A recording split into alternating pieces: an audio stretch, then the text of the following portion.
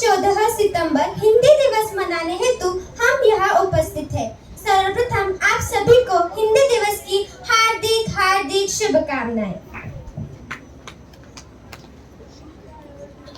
करो तुम हिंदी से प्यार, क्योंकि हिंदी से बना हिंदुस्तान और हिंदी भाषा है हर भारतीय की पहचान। संस्कृति का इसमें है सार, छाया इसमें प्यार और अपनेपन का संसार। हिंदी दिवस मनाने का उद्देश्य हिंदी के प्रति जागरूकता और इस भाषा को अंतर्राष्ट्रीय स्तर से और मजबूत करना है। एक भाषा ही हम में तहजीब का विकास कराती है।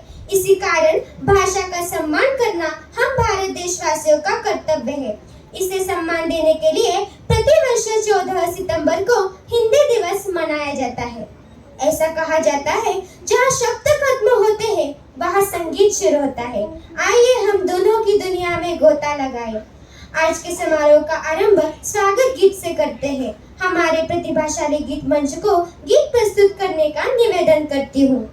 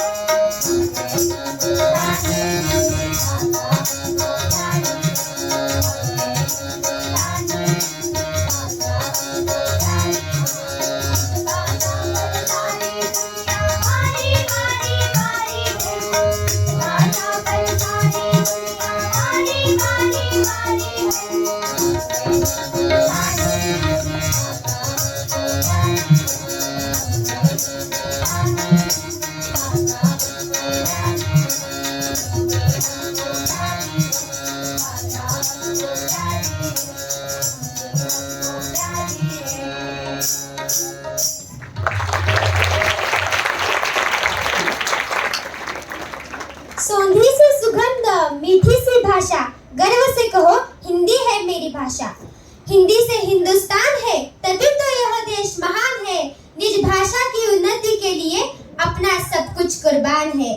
तो चलिए इससे प्रेरित होकर और अपनी भारतीय परंपरा निभाते हुए प्रतिमा पूजन का आगाज करते हैं। आज के मुख्य अतिथि और मंच पर उपस्थित गुरुजनों से मैं अनुरोध करती हूँ कि वे प्रेमचंद जी के प्रतिमा का पूजन करें।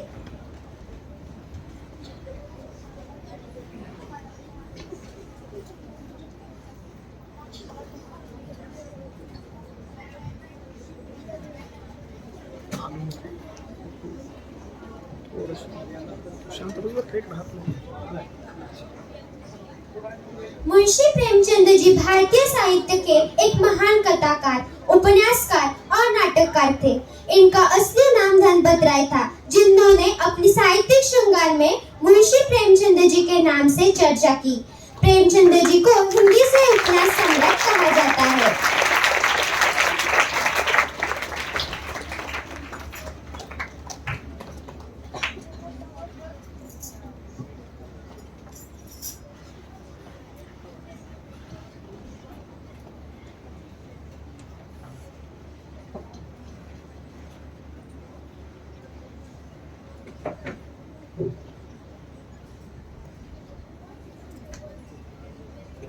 दीप प्रज्वलित हुआ नया सवेरा है, विद्यालय का प्रांगण रोशनी से हुआ उजियारा है। झिलमिल सितारे सारे करते आपको वंदन है, पधारे गए अतिथि को मेरा कोटि कोटि वंदन है। आज के समारोह की अतिथि महोदया माननीय सुलोचना जी नोगजा मैडम का स्वागत पुष्पगुच्छ एवं अतुल्य देऊळगावकर लिखित किताब निसर्ग कल्लोळ देकर करने का निवेदन विद्यालय के प्रधानाचार्य जी माननीय श्री स्वामी सर को करती हूँ।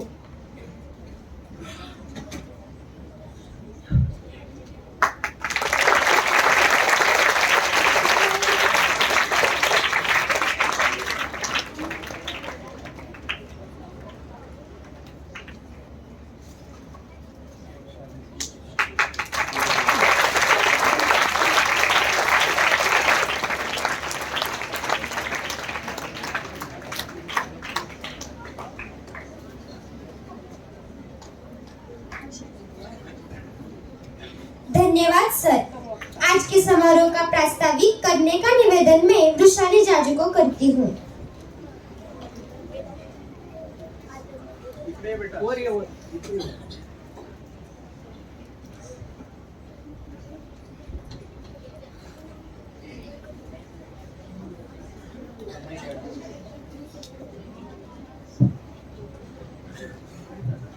हेलो आदरणीय मंच पर उपस्थित आज के समारोह के प्रमुख अतिथि माननीय श्री सुलोचना नंदकिशोर नोगजा मैडम, विद्यालय के प्रधानाचार्य जी, निरीक्षकगण, अध्यापकगण तथा आप सभी छात्र।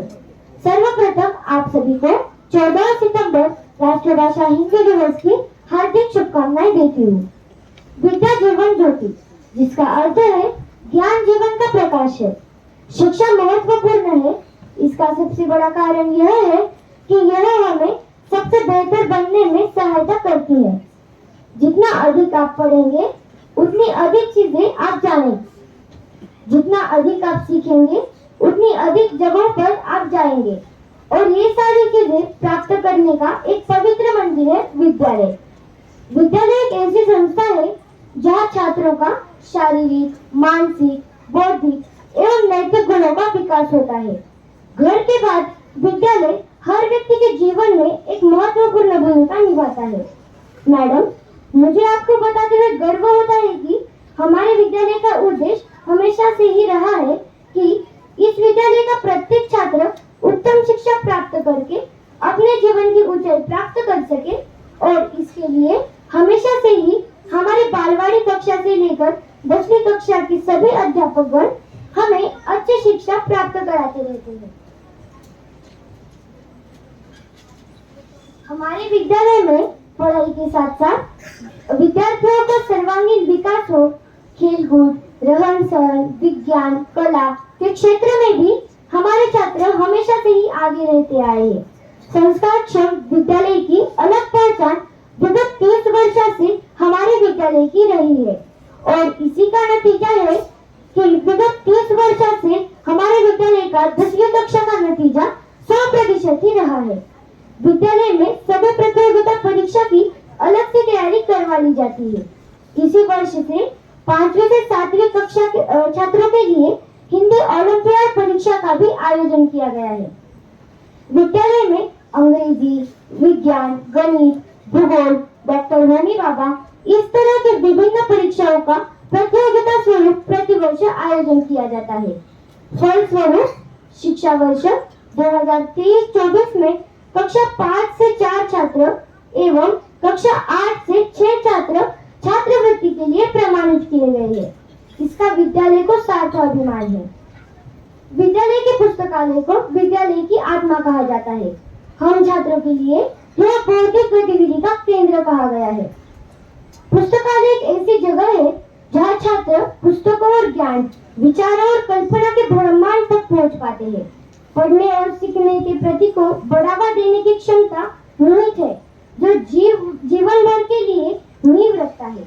इसी गतिविधि को ध्यान में रखकर हमारे विद्यालय में एक सुसज्ज पुस्तकालय का निर्माण किया गया है, जहाँ चारों भाषाओं में विभिन्न विषयों की विभिन्न पुस्तकें उपलब्ध हैं। सप्ताह का एक दिन हर कक्षा के लिए निश्चित किया गया है। उसी दिन छात्र अपने पसंदीदा पुस्तकें पढ़ने के लिए लेन देन करते हैं। हम छात्रों के साथ साथ अध्यापक गण भी विभिन्न पुस्तकें पढ़ते हैं और हर शुक्रवार के दिन विद्यालय समाप्त होने के बाद अध्यापक अपने क्रमांकानुसार अपने पढ़े हुए किताब पर सभी अध्यापकों के समक्ष अपने विचार प्रस्तुत करते हैं। मैडम, इसी के साथ साथ विद्यालय में प्रत्येक दिन विशेष की भी तैयारी छात्रों से करवा ली जाती है। अध्यापक परिपाठ होते हैं एवं चारों भाषाओं में परिपाठ की तैयारी दैनिक परिपाठ में हमसे करवा लेते हैं एवं उत्कृष्ट परिपाठ अनुसार उस परिपाठ में सम्मिलित छात्रों का अभिनंदन भी किया जाता है। तकनीकी युग, डिजिटल मीडिया युग ने शिक्षा के एक नए युग की शुरुआत की है, जहां संगणक के महत्व को कम करके नहीं आंका जा सकता। ऐसे युग में जहां इंटरनेट सर्वव्यापी है, स्मार्टफोन हमारे हाथों का विस्तार है और जानकारी बस एक क्लिक दूर है, कल का कार्यबल आज के कार्यबल से बहुत अलग होगा और इसमें हमारे विद्यालय का कोई भी छात्र कमजोर ना पड़े, इसी को ध्यान में रखकर विद्यालय में 2 संगणक कक्षा भी है, बालवाड़ी से 7वीं कक्षा के लिए और 8वीं से 10वीं कक्षा के लिए, जहाँ पर हमें तकनीकी, डिजिटल मीडिया इन रचनाओं की जानकारी पढ़ाई जाती है। विद्यालय का मानस हमेशा से ही छात्रों के लिए कुछ नए करने का होता है। इसी में विगत 2 वर्ष पहले एक बड़े सभागार का निर्माण किया है और यह वही सभागार है जहां आज का समारोह संपन्न हो रहा है। विज्ञान हमारे आसपास और हमारे भीतर के ब्रह्मांड, प्राकृतिक घटनाओं और समस्याओं के समाधान का अध्ययन है। प्राकृतिक घटनाएं कैसे या क्यों घटित होती है, यही हम छात्रों को साक्षात विज्ञान प्रयोगशाला द्वारा हमारे विज्ञान विषय के अध्यापक हम छात्रों से प्रयोग करा के हमें सिखाते हैं। विद्यालय में बड़े और आधुनिक रूप से विकसित प्रयोगशाला का निर्माण किया गया है। मेरे प्रास्ताविक पर मनोगत में इतना ही कहना चाहूंगी कि शिक्षा और संस्कार जिंदगी जीने के मूल मंत्र है। शिक्षा कभी आपको झुकने नहीं देगी और संस्कार कभी गिरने नहीं देंगे। धन्यवाद। धन्यवाद विशाली। मंच पर विराजमान अतिथि मान्यवर का परिचय करना जरूरी है, इसलिए मैं सई तळेकर को अतिथि परिचय करने हेतु आमंत्रित करती हूँ। मैं सई तळेकर प्रमुख अतिथि जी का परिचय देने के लिए आपके सम्मुख खड़ी हूँ। आपका पूरा नाम सुलोचना नंदकिशोर नोगजा है। आपने MA B.Ed हिंदी की पदवी प्राप्त की है। आपने मारवाड़ी राजस्थान विद्यालय में विगत 32 वर्ष हिंदी विषय का अध्यापन कार्य बड़ी लगन के साथ किया है। श्री मारवाड़ी राजस्थान शिक्षण संस्था ने आपका अनमोल कार्य और समर्पण देखकर समर्पित शिक्षक पुरस्कार से सम्मानित किया है। आपने राष्ट्रभाषा हिंदी प्रचार सभा हैदराबाद द्वारा संचालित परीक्षाओं का निरंतर आयोजन किया है। आपने बाल भारती पुणे प्रथम भाषा हिंदी की 1ली से 5वीं कक्षाओं की पुस्तक निर्मिती कार्य में समीक्षक का कार्य किया है। साथ ही महाराष्ट्र बोर्ड हिंदी की 8वीं कक्षा की पुस्तक निर्मिती में समीक्षक का कार्य किया है। हमें बड़ा गर्व महसूस होता है कि आपने लोक न्यायालय में 2 बार न्यायाधीश के रूप में निष्पक्ष रीति से कार्य किया है। आप नारी प्रबोधन मंच लातूर की संस्थापक सदस्य है तथा निरंतर सेवा विगत 40 वर्ष से कर रही है। आप विशेषतः भारतीय स्त्री शक्ति लातूर की भूतपूर्व अध्यक्षा तथा राष्ट्रीय कार्यकारिणी में निमंत्रित सदस्य के रूप में कार्यरत है। आप राजस्थानी महिला मंडल लातूर की संस्थापक सचिव पद पर विगत 36 वर्षों से कार्यरत है। आप स्वामी रामानंद तीर्थ व्याख्यानमाला की कार्यकारिणी सदस्य है। आपका शिक्षा क्षेत्र में अमूल्य कार्य देखकर शिक्षक सेवा का गुरु गौरव पुरस्कार देकर सम्मान बढ़ाया गया। आपको इनरव्हील क्लब रोटरी क्लब द्वारा आदर्श शिक्षक पुरस्कार से सम्मानित किया गया। आपका हिंदी प्रचार सभा हैदराबाद द्वारा पदक देकर गौरव बढ़ाया गया। आपने अपनी मधुर वाणी से आकाशवाणी पर संत गाडगे बाबा पर सुंदर से व्याख्यान दिए। मैं अपने आप को बड़ी भाग्यशाली समझती हूँ कि मुझे आप जैसी सर्वश्रेष्ठ कार्यकुशल अतिथि का परिचय देने का अवसर मिला। धन्यवाद। धन्यवाद सई। मैडम, हमारे प्रतिभाशाली छात्रों ने शैक्षिक साहित्य सृजन किया है। वो कुछ इस प्रकार है: स्वलिखित कविताएं, चित्रों पर आधारित मुहावरे, मेरी ख्वाहिश, राष्ट्रीय प्रतीक एवं मेरा अहोभाग्य इस विषय पर स्वलेखन किया है। तो मैं माननीय अतिथि महोदया से अनुरोध करती हूँ कि हमारे बच्चों ने तैयार किए साहित्यों का प्रकाशन करके हमारे बच्चों का हौसला बढ़ाए।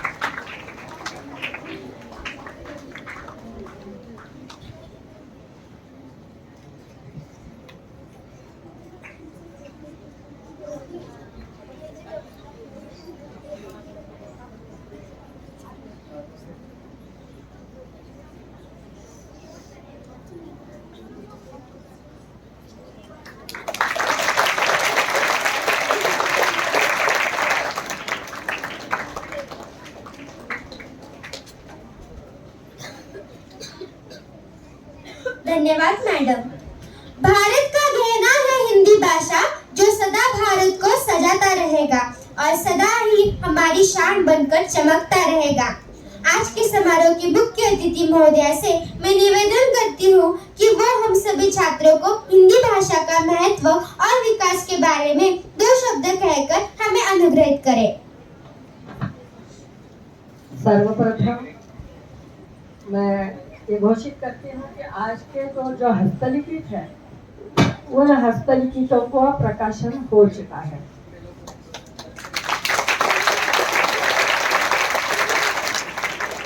मंच पर विराजमान विद्यालय के प्राचार्य तथा मान्यवर शिक्षकगण, उपस्थित सभी अध्यापकगण, विशेषतः हिंदी के अध्यापकगण, मेरे छात्र छात्राओं, मैं तो सर्वप्रथम सूत्र संचालन करने वाली, प्रास्ताविक करने वाली, इतनी सुंदर प्रास्ताविक हुआ है, इतना सुंदर सूत्र संचालन भी चालू है, इन दोनों का भी विशेष अभिनंदन करना चाहती हूँ।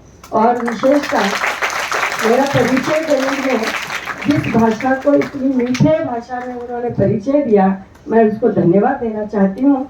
और बच्चों, आज हम एक विशेष दिन पर एक जगह इकट्ठे हुए हैं।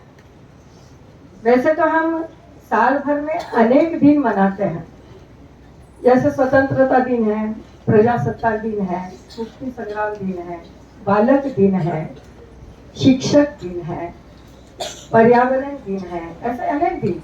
प्रत्येक दिन के पीछे कोई ना कोई कारण और इतिहास होता है। जैसे देश को स्वतंत्रता मिली, स्वतंत्रता दिन, संविधान को लागू किया, प्रजासत्ताक दिन, मराठवाड़ा मुक्त हुआ, अब इसका इतिहास हमें नहीं, यहाँ नहीं बता पाएंगे, लेकिन आपको समय समय पर बताया ही होगा। मराठवाड़ा मुक्त हुआ, मराठवाड़ा मुक्ति दिन। हमारे पहले प्रधानमंत्री पंडित जवाहरलाल नेहरू बालकों के प्रति विशेष प्रेम रखते थे। उनका जन्मदिन बालक दिन के रूप में मनाया जाए, उनकी इच्छा, उनके अनुसार बालक दिन। हमारे राष्ट्रपति राधाकृष्णन वे स्वयं शिक्षक थे, उनका जन्मदिन शिक्षक दिन के रूप में मनाया जाता है। ऐसे ही फिर कभी पर्यावरण दिन, कभी विज्ञान दिन, ऐसे अनेक दिन हम मनाते हैं। आज बात हमारा हिंदी दिन है।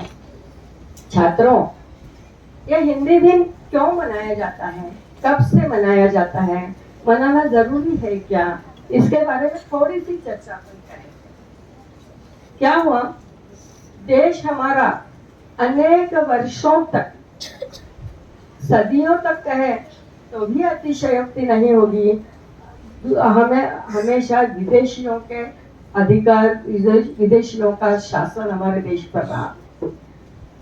करीबन 150 से 250 साल तक अंग्रेजों ने हम पर शासन किया।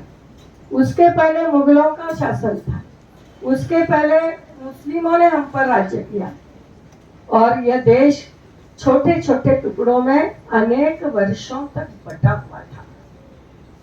हुआ ये कि देश में धार्मिक एकता जरूर थी, लेकिन प्रशासकीय एकता निश्चित नहीं थी। 15 अगस्त 1947 के दिन लोकमान्य तिलक, महात्मा गांधी जैसे और अनेक क्रांतिकारियों के बलिदान पर सुभाष चंद्र बोस जैसे नेतृत्व में हमारा देश स्वतंत्र हुआ। प्रत्येक देश का स्वतंत्र संविधान होता है। इसके पूर्व जिसका शासन था उसका संविधान। अब जब देश स्वतंत्र होने जा रहा था, उस समय हमारे देश का संविधान बनाने की प्रक्रिया आरंभ हुई। सच तो यह है कि अंग्रेज अधिकारियों को ऐसे लगता था कि यह इतने टुकड़ों में बिखरा हुआ विविध भाषिक राष्ट्र, इसमें एकता आकर संविधान बनेगा ही नहीं। इसलिए उन्होंने एक शर्त रखी कि आप आपका संविधान बनाइए और तब हम स्वतंत्रता देंगे। अथक परिश्रम, बाबा साहब अंबेडकर का नेतृत्व, राजेंद्र प्रसाद की मेहनत और 365 लोगों का सहभाग 1000 दिनों तक प्रयत्न करने के पश्चात एक सुंदर सा संविधान तैयार हुआ। अब इस संविधान में 3 महत्वपूर्ण बातें होती हैं। संविधान बहुत बड़ा है, पूरे विश्व में सबसे बड़ा संविधान हमारे भारत का है, उस पर चर्चा करने नहीं बैठे हम। हमको ये देखना है कि देश की स्वतंत्रता की 3 बातें होती हैं, निश्चित की जाती है। एक है निशान, दूसरा है जुबान, और तीसरा है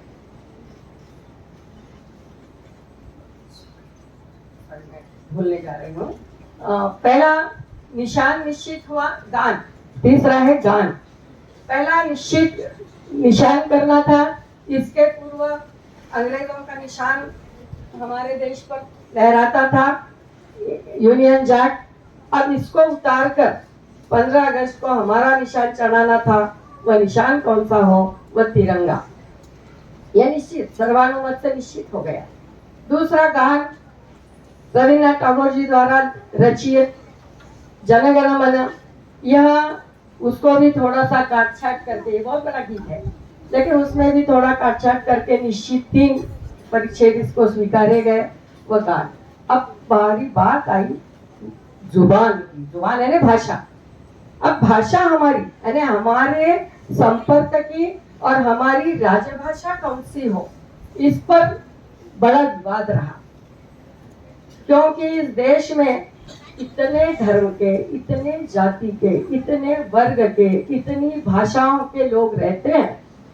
इनका सभी का मिलन होकर, विचारों का मिलन होकर एक भाषा पूरे देश की राष्ट्रभाषा बोलकर स्वीकार करने में थोड़ा विलंब लगा ही। लेकिन 14 अगस्त 1947 के दिन 343वें परिच्छेद में अंत में हिंदी को राजभाषा और हिंदी को ही राष्ट्रभाषा के रूप में स्वीकृति प्रदान की गई। अब राजभाषा और राष्ट्रभाषा ये क्या होते हैं, इस पर अपन थोड़ी सा विचार करेंगे। राजभाषा का मतलब ये है कि हमारे देश की कामकाज की भाषा। अब देखिए इसके पहले कौन सी थी फिर कामकाज की भाषा? निश्चित ही अंग्रेजी। देश का सारा कारोबार अंग्रेजी में चलता था, तो अंग्रेजी ही हमारी कामकाज की भाषा थी। लेकिन जब यह निश्चित हुआ कि अब हमारे देश की कोई भाषा निश्चित होनी चाहिए, तो कामकाज की भाषा जिसे हम राजभाषा कहते हैं, उसे हिंदी को इसका स्थान दिया गया। दुर्भाग्य देखिए, हमारी मानसिकता का विचार करने पर पता चलता है कि उस समय भी हमारे उन दिनों के नेताओं को ऐसा नहीं लगा कि हमारी भाषा में हम पूरा कामकाज कर पाएंगे। उन्होंने ऐसा निश्चित किया कि हम पूरी तरह से हिंदी में कामकाज नहीं कर पाएंगे, तो अगले 15 वर्षों तक कम से कम हमारे साथ पहले हम अंग्रेजी और अंग्रेजी के साथ साथ हिंदी में कारोबार करेंगे। और 15 वर्ष निकल गए, आज 74 वर्ष खत्म हो गए, लेकिन फिर भी अनेक ठिकाने पर हमको हिंदी के साथ अंग्रेजी भाषा का स्वीकार करना पड़ रहा है। यह अत्यंत बुरी बात है। केवल अंग्रेजी भाषा को ही नहीं, हम अंग्रेजियत को भी नहीं भूल पाए। इसलिए कवि कहते हैं, तेरा सोना गया, तेरी चांदी गई, तेरे हीरे मोती लाल गए, अंग्रेज लुटेरे लूट गए, बदले अंग्रेजी डाल गए, बदले अंग्रेजी डाल गए। ये ऐसी स्थिति हमारे देश। लेकिन फिर भी गौरव की बात यह है कि 14 सितंबर 1939 के दिन हिंदी भाषा को राजभाषा की रूप में स्वीकृति मिली। यह देश हमारे, जैसे मैंने कहा कि अनेक जातियों में और अनेक भागों में बटा हुआ है। इतना एक तो कभी कहते हैं कि भारत की स्थिति ऐसी है कि जैसे केले के पात में पात, वैसे जात जात में जात, इतने जातियों के लोग हम बटे हुए हैं। ऐसे में अनेक भाषिक लोग हैं। प्रभाव प्रत्येक प्रांत की एक भाषा है। जैसे महाराष्ट्र की मराठी भाषा है, गुजरात की गुजराती भाषा है, मध्य प्रदेश की हिंदी भाषा है, उत्तर भाग की सभी की बहुतांश हिंदी भाषा है, दक्षिण में तमिल है, तेलुगु है, कर्नाटका के कन्नड़ है, अनेक भाषाएं हैं। इन भाषा भाषिकों ने दबाव डाला कि प्रत्येक राज्य की भाषा को राजभाषा का स्थान देना चाहिए, और सरकार को अंत में निर्णय लेना पड़ा कि प्रत्येक राज्य का कारोबार उनकी भाषा तथा उसके साथ साथ हिंदी भाषा में चलेगा, और 22 भाषाओं को राज्य भाषा का स्थान दिया गया। अब रहा प्रश्न राष्ट्रभाषा का। राष्ट्रभाषा को कौन सी ऐसी भाषा होती है कि जिसे राष्ट्रभाषा का स्थान दिया जाता है? आप समझिए कि जिस देश में जिस भाषा को बोलने वाले, समझने वाले अधिकतम लोग होते हैं, उसे राष्ट्रभाषा कहते हैं। उस भाषा को राष्ट्रभाषा का स्थान दिया जाता है। हमारे देश में अनेक भाषा भाषी लोग होने के बावजूद भी 43 से 45% लोग आपस में हिंदी बोलते हैं। इसलिए हिंदी को राष्ट्रभाषा का स्थान दिया गया। राष्ट्रभाषा का क्या महत्व है? आप बताइए कि आप कर्नाटक में गए, आपको कर्नाटक के रेलवे स्टेशन पर टिकट निकालना है, आपको पूरी तरह से अंग्रेजी आती नहीं, वे आपकी मराठी जानते नहीं, आपको किसी दुकानदार के पास जाना है कर्नाटक के, आपकी मराठी वो जानते नहीं और उसकी कन्नड़ा आप समझते नहीं। और अंग्रेजी बोलने के लिए है, लेकिन क्या आम आदमी अंग्रेजी समझते हैं? नहीं समझ पाते हैं। तो हम कौन सी भाषा का प्रयोग करेंगे? हिंदी भाषा का ही प्रयोग करेंगे। ये जो संपर्क की भाषा है, पूरे देश भर संपर्क की भाषा, यह राष्ट्र भाषा हिंदी है। अब कुछ दक्षिण के राज्य ऐसे हैं जो हमारे हिंदी का विरोध करते हैं। यह भी राजनीति है। मैंने देखा, मेरा एक अनुभव ऐसा है कि हम रामेश्वरम का प्रवास कर रहे थे, तमिलनाडु से गुजर रहे थे। उस समय एक रिक्शा वाले को पूछा कि भाई फलाना होटल कहाँ है, तो हिंदी नहीं जानता, उसने सीधा सीधा उत्तर दिया। हाल उसका उत्तर तो हिंदी में ही था, लेकिन एक अंतर मन में कोई तो भी बात बैठी हुई है कि हिंदी को हमें कोई स्वीकारना नहीं है। और जब हमने देखा कि हर होटल में, हर बड़ी दुकान में टेप रिकॉर्डिंग चालू है, और उसमें उस समय हम आपके दिल में रहते हैं, कुछ हम आपके है कौन, ऐसे कुछ पिक्चर चालू थी, देखो बहुत हिट हुई वो पिक्चर, और उसके गाने हर दुकान पर और हर होटल में सुनने को मिलते थे। इसका मतलब वो हिंदी जानते ही होंगे ना, तभी तो ये हिंदी के गीत सुन रहे हैं। अब तारक मेहता हमारा पूरे देश भर छाया हुआ है। किसी भी प्रदेश का, हमारे पास मेडिकल के विद्यार्थी आते हैं, मेरे पास खासकर मेरी चलती है तो भोजन के लिए आते हैं, तो हर प्रदेश के विद्यार्थी हैं, वे सभी वो तारक मेहता लगाकर बैठते हैं। तो उनको हिंदी समझती है ना, हिंदी समझती है। इसलिए हिंदी यह राष्ट्र भाषा है। राष्ट्र, यह हिंदी केवल हमारे देश में चलने वाली भाषा नहीं है। तो हम अगर किसी अन्य देश में चले जाएं तो हमारी संपर्क की भाषा हिंदी ही होगी। हिंदी हमारी शान है। अभी प्रास्ताविक में बहुत सुंदर कहा, उसको प्रास्ताविक लिख कर देने वालों को मैं धन्यवाद देना चाहती हूँ कि इतने सुंदर हिंदी लिख कर देने वाले प्राध्यापक तो आपको हिंदी के बारे में मार्गदर्शन करने का मुझे कोई हक ही नहीं। बहुत सुंदर कर दिया। ये सूत्र संचालन क्या, प्रास्ताविक क्या और परिचय क्या, इतना सुंदर परिचय मैंने कभी अनेक ठिकाने पर भाषण होते हैं लेकिन कभी नहीं पाया। इतना सुंदर परिचय यहाँ पर दिया गया। यानी आपकी हिंदी कितनी प्रगल्भ है, आपके हिंदी प्राध्यापक अध्यापक जो कितने विचारी और अच्छे हैं, इसका ये प्रतीक है। तो अंतर्राष्ट्रीय स्तर पर भी जब हम कहीं जाते हैं तो हिंदी हमारी संपर्क की भाषा, राष्ट्र भाषा हुआ करती है।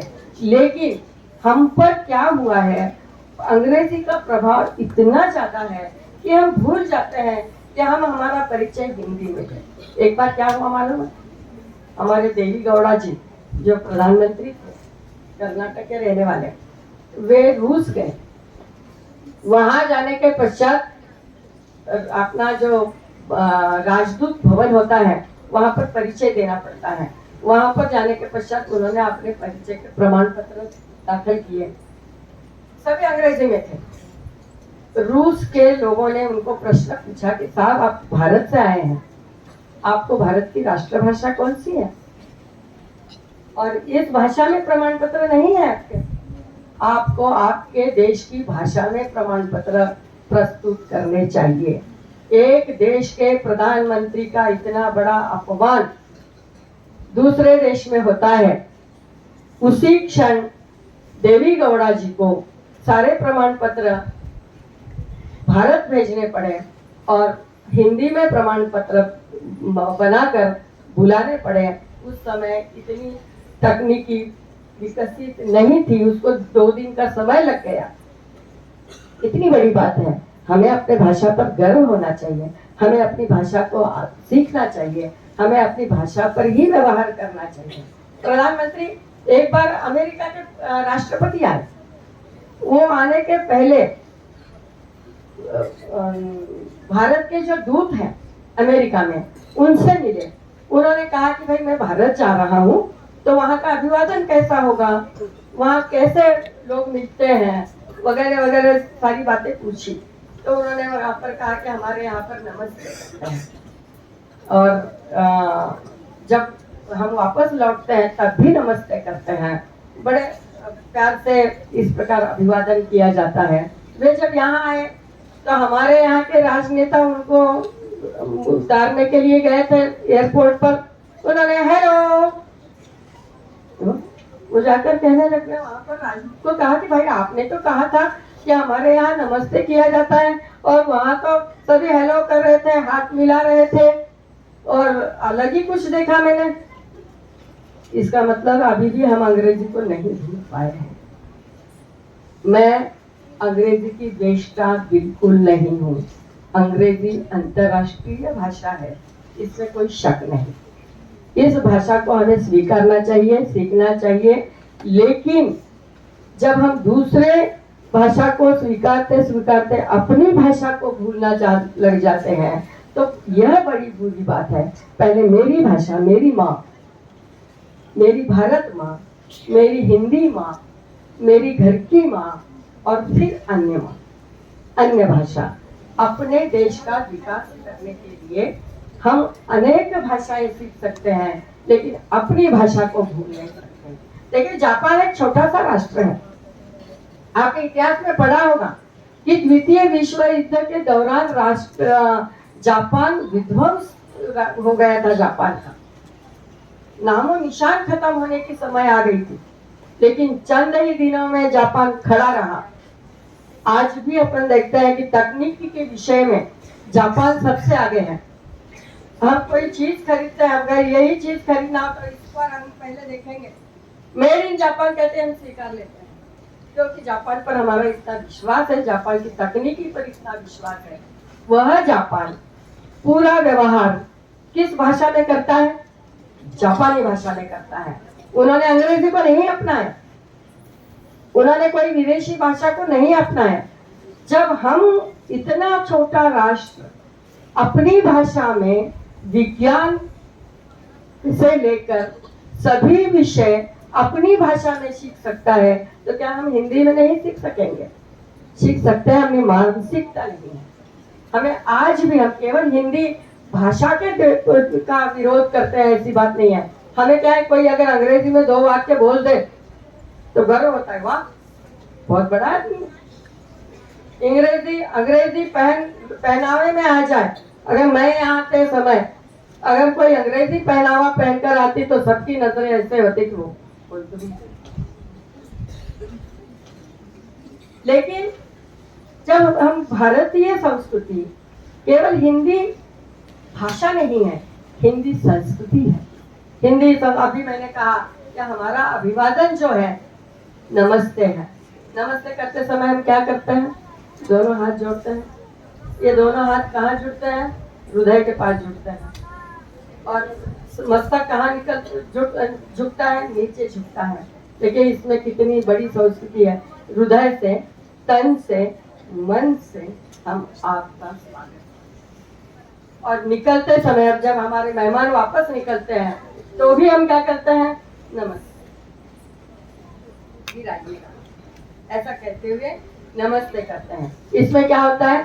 तन से, मन से, हृदय से हम आपका आभार व्यक्त करते हैं। लेकिन हमको इसमें थोड़ा सा संकोच होता है। हाथ मिलाना, बाय, हाय, यह जो संस्कृति है अनचाहे, अनजाने में, सही देखा तो अनचाहे भी नहीं, अनजाने में हम इस संस्कृति को स्वीकार करते हैं। सही देखा जाए तो हिंदी भाषा को समृद्ध करने में अनेक लेखकों ने बहुत काम किया है। जयशंकर प्रसाद, महादेवी वर्मा, हरिवंश राय बच्चन, रामधारी सिंह दिनकर जैसे अनेकों लेखकों ने इतना प्रचंड लेखन किया है। यह कोई भाषा साधारण नहीं है। यह 1000 वर्ष पुरानी भाषा है। 260 मिलियन लोग इस भाषा को बोलते हैं, इस भाषा का प्रयोग करते हैं। इस भाषा में अनेक संतों ने योगदान दिया है। कबीर, तुलसी, रहीम, सूरदास, मीराबाई, कितने तो भी नाम लिए जा सकते हैं जिन्होंने इस भाषा का अभ्यास किया है, इस भाषा में लेखन किया है, इस भाषा में मार्गदर्शन किया है। यह भाषा गौरवशाली भाषा है। इस भाषा का प्रयोग करना, अब एक बात है कि मैं और थोड़ी सी एक बात बताना चाहती हूँ अभी आपको यहाँ पर बताया गया कि स्पर्धा परीक्षा जो हिंदी में चलती आ रही है, एनसीईआरटी परीक्षा में यहाँ के विद्यार्थी सहभागी है। मुझे बड़ा गर्व है इस बात पर। मैं अभिनंदन करना चाहती हूँ सभी अध्यापकों का कि जिन्होंने हिंदी परीक्षा में इनको शामिल करवा लिया है और हिंदी की समृद्ध करने में यह एक बड़ा प्रयास किया जा रहा है। और कुछ परीक्षाएं होता क्या है मालूम है क्या? ये बात सच है कि गुणवान दिन है। इन दिनों में कैसे है, हमारे प्रमाण पत्र पर कितने गुण हैं, इस पर हमें महाविद्यालयों में प्रवेश मिलता है। इसलिए होता क्या है कि साधारण 8वीं के पश्चात हम संस्कृत लेते हैं, क्योंकि संस्कृत भाषा में आउट ऑफ जिसको कहते हैं पूरे के पूरे मार्क मिलते हैं। तो हम क्या करते हैं, संस्कृत लेते हैं। संस्कृत का विरोध नहीं है, संस्कृत हमारी देश की मूल भाषा है। संस्कृत हिंदी की माता है। हिंदी का जन्म ही संस्कृत से हुआ है। संस्कृत हम जरूर स्वीकार करें, लेकिन कुछ दिक्कतें ऐसी आती हैं। देखो, जब हम प्रशासकीय किसी नौकरी में प्रवेश करते हैं, उस समय हमको हिंदी प्रमाण पत्र की जरूरत होती है। वहां पर पूछा जाता है कि आपने हिंदी परीक्षा दी है? आप 10वीं तक हिंदी में थे? नहीं थे। तो आपने और कोई हिंदी परीक्षा दी है? अगर उस स्तर की, यानी 10वीं 12वीं के स्तर की हिंदी परीक्षा दी हुई ना हो, तो उनको हिंदी परीक्षा देने के लिए उत्स्फूर्त किया जाता है। उनको उनका जो वेतन बढ़ोतरी है वह रोक दी जाती है, जिसको हम इंक्रीमेंट कहते हैं, वह रोक दी जाती है। मेरा अनुभव खुद का है कि मैं जब अध्यापिका थी, हिंदी का काम जब करती थी, तो उस समय कुछ ऐसे अधिकारी आ जाते। एक बार तो तहसीलदार साहब, अपने पशु वैद्यकीय अधिकारी, एक बीडीओ अधिकारी, ये सब भी 4-5 लोग आए और मैडम हमको हिंदी परीक्षा देनी है। उनको देखकर ही मैं आपको हिंदी परीक्षा देनी है? नहीं, बोले हमारा इंक्रीमेंट रुका है मैडम, आप कुछ भी करो, हमको हिंदी परीक्षा के लिए मार्गदर्शन करो। अब सामने इतने बड़े अधिकारी बैठे हैं, एक सामान्य शिक्षिका, उनको क्या मैं मार्गदर्शन करूँ? कुछ भी करो, हमने एक भी शब्द पढ़ा नहीं है। तो हमारे पास अभ्यासक्रम है, 15 दिनों पर हमारी परीक्षा ही है, तो आप कुछ तो करो। ये अवस्था देखने के पश्चात ऐसे 3-4 बार, एक बार तो कलेक्टर ऑफिस में ही निमंत्रित किया गया था कि कुछ अधिकारी लोग परीक्षा देने के लिए आ रहे हैं, तो आप परीक्षा बोलकर आइए। और ये सभी विनती करते हैं कि हमने कुछ नहीं पढ़ा मैडम, अब आपकी किसके सहायता, अब मैं क्या करूं? मैं इतने परेशानी में आ गई। अब आदत इतनी बुरी कि एक विद्यार्थी को गर्दन हिलाने नहीं देने की, परीक्षा बोलकर खड़े रहने पर। और ये अधिकारी लोग कहते हैं कि मैडम आप कुछ तो करो, आप क्या करें? मैंने कहा मैं आपसे विनती करती हूँ, मैं बाहर बैठती हूँ, मुझे तो देखा नहीं जाता और मुझे आपका नुकसान भी नहीं करना है। आप अगर इतनी परेशानी में है तो जो चाहिए लिखो। बच्चों, कल तुम्हारे में से कुछ लोग जरूर इस अवस्था से गुजरेंगे।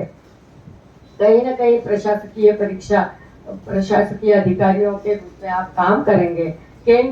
आप जिस भी केंद्रीय कार्यालय में जाएंगे, आपको हिंदी आना जरूरी है। फिर वो केंद्रीय बैंक है, सेंट्रल बैंक ऑफ इंडिया में जाना है, आपको वहाँ हिंदी दिन वहाँ भी मनाया जाता है। वहाँ जाना है तो आपको हिंदी आना जरूरी है, क्योंकि आपका तबादला कब कर्नाटक में होगा, कब तमिल में होगा, कब किधर होगा पता नहीं। आप हैदराबाद भी चले जा सकते हैं, आप इधर भी आ सकते हैं, महाराष्ट्र में भी जा सकते हैं, कर्नाटक में भी तबादले हो जाते हैं। तो वहां जाने के बाद मराठी थोड़ी चलने वाली है और पूरी अंग्रेजी थोड़ी हमको इतनी फ्लुएंट आने वाली है। आपको आएगी, आप अधिकारी है बोलकर, लेकिन सामने वाले जो देहातों से, छोटे छोटे गांवों से आए हुए लोगों को कहाँ से आएगी? तो आपको हिंदी सीखना जरूरी है और हिंदी प्रमाण पत्र का होना जरूरी है। एक उदाहरण आपको देती हूँ। मेरी एक विद्यार्थी जो गोदावरी विद्यालय में पढ़ती थी, और मैं हिंदी प्रचार सभा हैदराबाद द्वारा संचालित औरंगाबाद से जो चलती है, वो प्रथमा, मध्यमा, उत्तमा या परीक्षाएं तो सैकड़ों विद्यार्थियों को बिठाकर दिलवाई, लेकिन कुछ विद्यार्थी ने या कुछ विद्यार्थी जो विशारद परीक्षा देना, हमारे मुख्याध्यापक ने भी दी है, जो अभी फिलहाल मुख्याध्यापक है, तो ऐसे जो लोग हैं जो विशारद परीक्षा देना चाहते हैं, उन लोगों को भी हमने मार्गदर्शन किया, परीक्षाएं ली और विशारद परीक्षा पास करवाई। हमारी एक शोभा भुतड़ा नाम की विद्यार्थी ने आज दिल्ली के पुलिस विभाग की सर्वप्रथम अधिकारी है। उसने विशारद परीक्षा दी थी। उसका वह जब मिलने आई तब वहाँ उसके लिए भोज रखा था उसके परिवार ने, उसमें हम लोगों को निमंत्रित किया था और उसने अत्यंत विनम्रता से कहा, मैडम आपने मुझे हिंदी परीक्षा देने के लिए बाध्य किया और मैंने वो हिंदी परीक्षा दी, इसलिए आज मुझे किसी प्रकार की दिक्कत नहीं।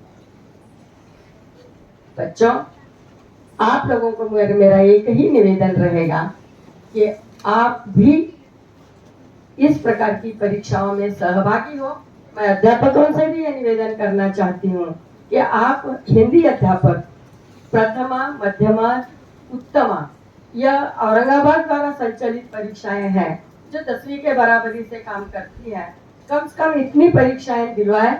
अगर जो विद्यार्थी टैलेंट है वो विशारद परीक्षा भी देना चाहते हैं, मैंने तो मेरे प्रयास किया था कि कुछ महिलाओं को भी मैं इस परीक्षा में सहभागी करवाती थी। मैं स्वयं मारवाड़ी होने की वजह से अनेक मारवाड़ी महिलाएं जो हिंदी जानती है लेकिन पूरी तरह से नहीं अभ्यास होता उनका, और हिंदी परीक्षा देना चाहती, ऐसे कुछ महिलाओं को भी मैंने परीक्षा में बिठाया था। कम से कम आप उत्तमा तक की परीक्षाओं में तो भी सहभागी करवा ले, ताकि बच्चे कम से कम हिंदी का प्रमाण पत्र उनके पास रख सके और जब नौबत आए तो ये प्रमाण पत्र प्रस्तुत कर सके। मैं तो आपको आश्वासन भी देना चाहती हूँ कि अगर आपको कोई दिक्कत आए, आपको अगर पढ़ाने में कोई समस्या आए या एकाध विषय पढ़ाने के लिए अध्यापक उपलब्ध ना हो, तो मैं स्वयं आकर पढ़ाने के लिए तैयार हूँ। लेकिन आप जरूर ये परीक्षाएं दें, क्योंकि हिंदी में ही जिया है मैंने, हिंदी में ही काम किया है मैंने। मुझे मेरी आशा है कि आप मेरी अपेक्षा भी यही होती है कि जहाँ जाऊं हिंदी का प्रचार जितना हो सके उतना करती रहूं। हिंदी का प्रचार करना यह मेरा राष्ट्र धर्म मानकर मैं कार्य कर रही हूँ, तो आप भी आपका राष्ट्र धर्म हिंदी का प्रचार, हिंदी का प्रसार करने का ही निश्चित करें और जरूर यह परीक्षा दिलवाएं। आप जो कोई दिक्कत आती है मैं उसको सहकार्य करने के लिए तैयार हूँ। औरंगाबाद की परीक्षाओं के बहुत आसान है, केवल एक फॉर्म भरकर औरंगाबाद महाराष्ट्र विद्यालय बोलकर शाहगंज में एक स्कूल है, वहाँ पर उसका पहले सेंटर था, पता नहीं अब कहाँ है, तो कोशिश तो करनी पड़ेगी। आपको गूगल पर सब जानकारी प्राप्त हो जाएगी। अगर कुछ दिक्कत आई तो जरूर पूछिएगा। मैं उसके संस्था पर भी मैंने काम किया है महाराष्ट्र में, और बहुत आनंद आता है। देखिए सैकड़ों विद्यार्थी परीक्षा में बैठ जाते हैं अगर हम कोशिश करें। पहली परीक्षा जो है नागरिक बोध बोलकर, वो तो इतनी आसान है, इतनी छोटी सी पुस्तक है और वो छोटी सी पुस्तक में 25-30 पन्ने होंगे। तीसरी चौथी के बच्चे भी उसमें सहभागी हो सकते हैं। अगर आप 5वीं के बच्चों को बिठाओ तो कूदते हुए हंसते हुए परीक्षा पास कर लेंगे और उनको एक आकर्षण निर्माण हो जाएगा कि नहीं, विश्वास भी संपादन कर लेंगे कि नहीं हम ये परीक्षा दे सकते हैं, और फिर बड़ी बड़ी परीक्षा देते जाएंगे। ऐसे कोशिश कीजिएगा, आपके अध्यापक कोशिश करेंगे, तो आप छात्रों को भी मैं एक विनंती करना चाहूंगी कि आप भी इस परीक्षा में सहभागी हो और अपने राष्ट्र के कार्य में अपना चार चांद लगाने का कार्य करें। मैं अंत में एक छोटी सी कविता हिंदी के बारे में प्रस्तुत करके अपना स्थान ग्रहण करूंगी, मेरे व्याख्यान को विराम दूंगी। हिंदी है भारत की पहचान, हिंदी है भारत की पहचान, भाषा में बसी है जान। संस्कृति की यह मधुर धुन, हर दिल में है इसकी मुनमुन। हिंदी दिवस पर संकल्प लें, भाषा का मान बढ़ाएं, हर घर हर दिल में इसे बसाएं, सपनों की दुनिया सजाएं। हिंदी है भारत की पहचान, हिंदी है भारत की पहचान। धन्यवाद, आपने मुझे बोलने का अवसर दिया। आपके शिक्षाध्यापक तथा हिंदी अध्यापकों ने मुझे निमंत्रित किया और सम्मानित किया। मैं सभी की बहुत बहुत आभारी हूँ। धन्यवाद।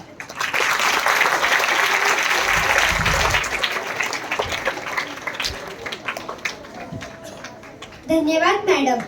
मैडम, आज हिंदी भाषा पर आधारित कुछ विचार आपने हमारे साथ साझा किए।